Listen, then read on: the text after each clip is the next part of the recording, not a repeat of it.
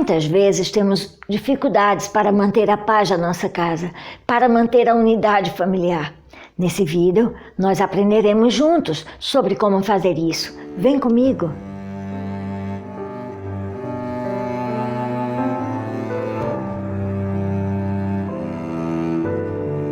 Eu quero lembrar a vocês, mais uma vez, que o nosso guia de estudos está disponível na internet no site da CPB, que aparece aqui no seu vídeo. Além disso, você também pode acessar o site da Rede Novo Tempo de Comunicação e assistir lá o Lições da Bíblia na Rede Novo Tempo.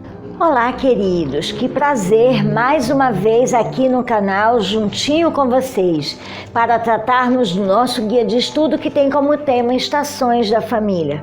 Essa semana nós estudaremos então o tema 7, que tem como título Segredos para a Unidade Familiar. E aí a gente começa exatamente pelo título. Quais os segredos para que a gente tenha unidade na nossa família? Como nós podemos construir uma unidade saudável? Como nós podemos construir a paz? Como nós podemos manter a paz em nossa casa? Nós precisamos estar atentos, porque a nossa convivência ela terá efeitos sobre gerações que nos seguirão. Os nossos filhos, os nossos netos, nossos bisnetos aprenderão como estar em família conosco. E nós temos essa responsabilidade. Em Filipenses 2, versículo 5 e versículo 7, diz o seguinte: seja a atitude de vocês a mesma de Cristo. E aí no versículo 7 diz qual foi a atitude de Cristo. A atitude foi: ele esvaziou-se a si mesmo. Ele deixou o seu trono, ele deixou a sua glória, ele deixou todo o seu conforto para se dar, para se entregar, para se doar para nós. E é interessante que a gente precisa pensar de que a família depende dessa doação, de uns doarem-se uns para os outros. O esvaziar-se de Cristo precisa também ser nosso esvaziar-se. Esvaziar-se dos nossos desejos, às vezes, das nossas expectativas, sem querer enquadrar aqueles que estão ao nosso redor. Na realidade, precisamos desenvolver em nós, na nossa vida, um conceito novo, que é a alteridade. A alteridade nada mais é do que deixar que o outro seja o outro, amar o outro como ele é, encontrar lugar na sua vida para o diferente, para entender que o outro tem o direito de ser diferente, ele não tem a obrigação de ser igual a você. De que as diferenças elas podem coexistir, elas devem na realidade ser justapostas, elas podem coexistir, conviver entre si. O mal, ele trabalha para criar barreiras, para criar muros de divisão entre pais e filhos, entre marido e mulher. Esse é muitas vezes o movimento do mal, é na divisão, é no separar. Mas Jesus, ele trabalha construindo pontes, construindo caminhos para que as pessoas se aproximem.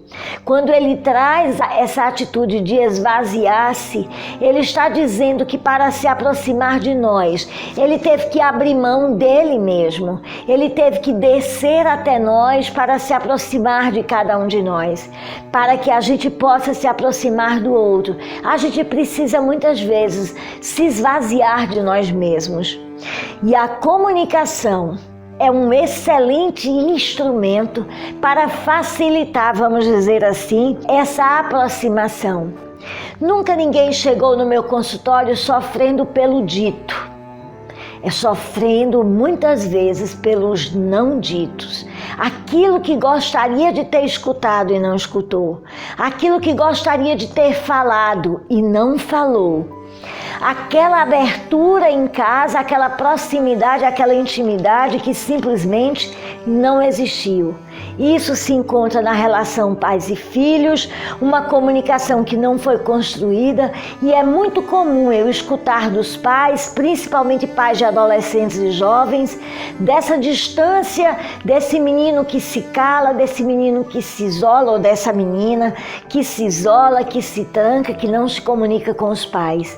Mas aí quando eu pergunto como era quando criança, a gente acaba descobrindo que a comunicação, ela não deixou de existir na adolescência ou na juventude.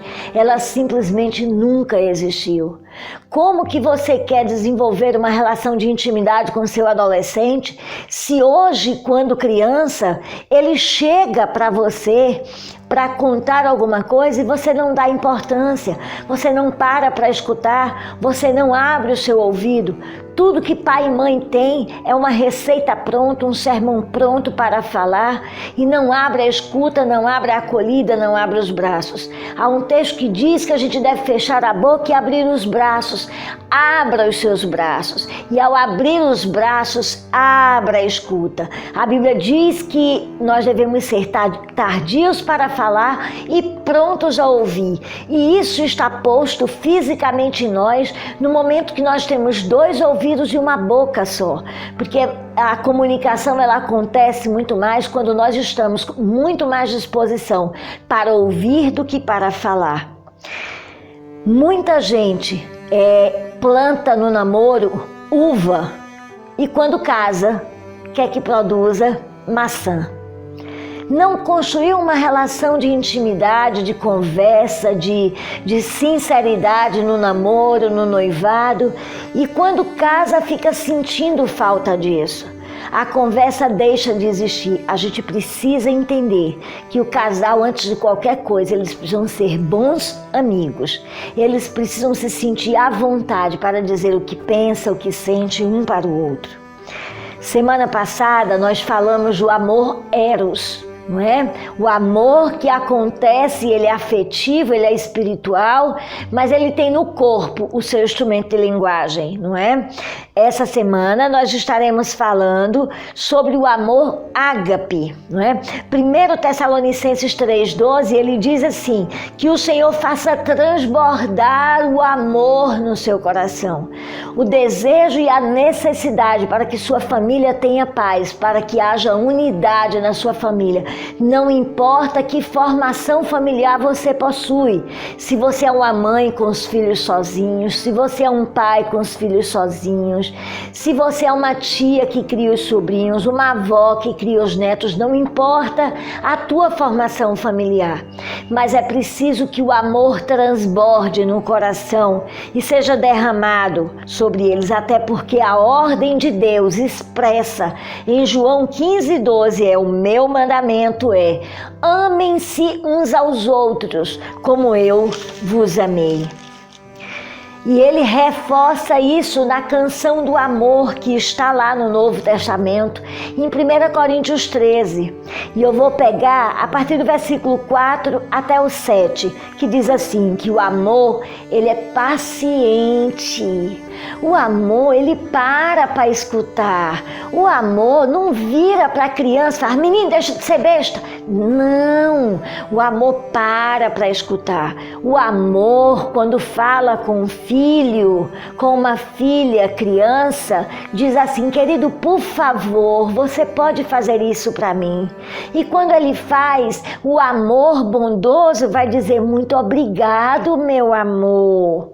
Muito obrigado. O amor que é paciente, que é bondoso, ao pedir licença para uma criança, não diz, ô menino, sai do meio. Diz assim, meu amor, com licença, eu posso passar? Esse é o amor. O amor, ele não sente inveja, ele não compete, ele não fica medindo quem tem mais, quem tem menos. O amor, ele não se vangloria, ele não se ufana, ele não se ensoberbece, ele não se orgulha, não se endurece ali achando que é melhor do que o outro, sem se dobrar, sem pedir perdão, sem pedir desculpa, sem lamentar pelo erro cometido. O amor não maltrata, não humilha, não deprecia, não procura seus próprios interesses, mas procura o interesse do outro. Não se ira facilmente, controla as suas emoções, controla as suas reações para não ofender e não violentar o outro. Não guarda rancor, não fica fazendo o seu coração um cemitério, não fica aí enterrando coisas e cada vez que a pessoa chega perto, você lança em rosto os erros que o outro cometeu. O amor não se alegra com a injustiça. O amor, ele se alegra com a verdade. O amor não mente, o amor não dissimula, o amor não falseia.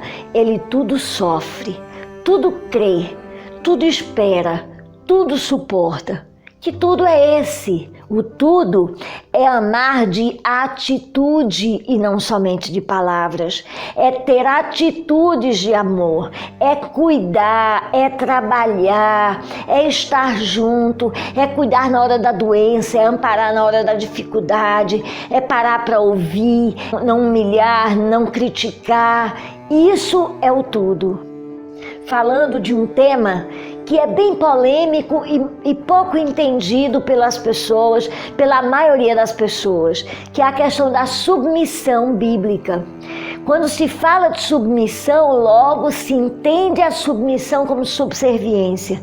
Ora, o texto bíblico de Efésios 5 diz: esposas, mulheres, respeitai vossos maridos. Em outras versões diz: mulheres, sede submissas aos vossos maridos, como ao Senhor, como a Jesus. Como nós servimos a Deus, devemos servir também aos nossos maridos. Mas o texto continua, não termina aí. O texto continua dizendo: maridos, amai vossas mulheres, como o Senhor. Olha, na recomendação para as mulheres diz que elas devem respeitar o marido como respeita ao Senhor. E os maridos devem amar as suas mulheres como o Senhor. E o texto continua: é como o Senhor ama a igreja. Como foi que Jesus amou a igreja? Jesus amou a igreja se dando por ela, se doando, se entregando a ela. E o marido deve amar a mulher se entregando. Então só é possível a submissão quando há também esse amor em correspondência. A Bíblia traz a ideia, o conceito de submissão, mas com mutualidade. Não há como você ser submissa a respeitar um homem que humilha, que maltrata, que violenta, que não cumpre o seu papel, que não a ama como o Senhor a ama, que não cuida dela como o Senhor cuida. Eu quero encerrar lendo para vocês um texto maravilhoso que se encontra em Efésios 4, versículo 28 ao versículo 32. Diz assim: o que furtava tempo, o que furtava afeto, o que se negou a cuidar, não faça mais isso. Antes, trabalhe fazendo algo de útil com suas próprias mãos, para que tenham o que repartir com quem estiver em necessidade. Essa necessidade, esse estar em necessidade pode ser seu filho. Você trabalha o dia todo, você joga bola, você faz isso, faz aquilo outro. Você traz todo um sustento maravilhoso para a sua casa, mas seu filho está morrendo de inanição afetiva. Ele não recebe um abraço, ele não tem o pai para brincar, ele não tem o pai para ir na escola, é um homem que não participa. Quem sabe, quem está em necessidade, seja o seu marido que trabalha como um louco, que faz tudo pela família e você, mulher, não é capaz de dizer uma obrigada, não é capaz de valorizar o que ele está fazendo. A Bíblia continua: nenhuma palavra torpe saia da boca de vocês. O que é uma palavra torpe? Uma palavra ruim, inadequada, rude, mas apenas a que for útil para edificar os outros, conforme a necessidade, para que conceda graça aos que a ouvem. Somente palavras de bênção, palavras de apreço, de elogio deve sair dos seus lábios. Se você sente desejo de dizer alguma coisa que vai ferir o teu marido, que vai ferir a tua esposa, que vai ferir o teu filho, respira fundo. Vai ao Senhor, ajoelha e diz: Senhor, eu estou com vontade de dizer isso, mas me ajuda a me controlar. Pede ao Senhor. A Bíblia diz que todo pensamento deve ser levado cativo a Jesus, porque você pode até ter razão para estar com esse sentimento ruim, mas não é útil, não é a solução colocá-lo para fora. Então não permita que nenhuma palavra torpe saia da sua boca. Não entristeça o Espírito Santo de Deus, com o qual vocês foram selados para o dia da redenção. Livrem-se de toda a amargura, indignação e ira, gritaria e calúnia, bem como de toda a maldade. Sejam bondosos e compassivos uns para com os outros, perdoando-se mutuamente, assim como Deus os perdoou em Cristo Jesus. Não precisa de muita explicação nessas palavras. Não há muito o que ser dito nessas palavras. O próprio Deus está falando diretamente comigo e com você. Desejo sinceramente que o Senhor seja com a tua família, que a graça de Jesus seja derramada sobre a tua casa e que você possa encontrar em Jesus o terceiro elemento deste relacionamento, desta família, que é o elo, que é o que junta, é o que agrega, é o que faz com que todos estejam próximos. Eu quero agradecer a você que ficou comigo até o final. Que prazer ter a sua presença aqui conosco. E eu quero convidar você a se inscrever, se você ainda não se inscreveu. Se você já é inscrito, muito obrigado. E convide outras pessoas a também se inscreverem. Que Deus abençoe a tua casa e um beijo no seu coração.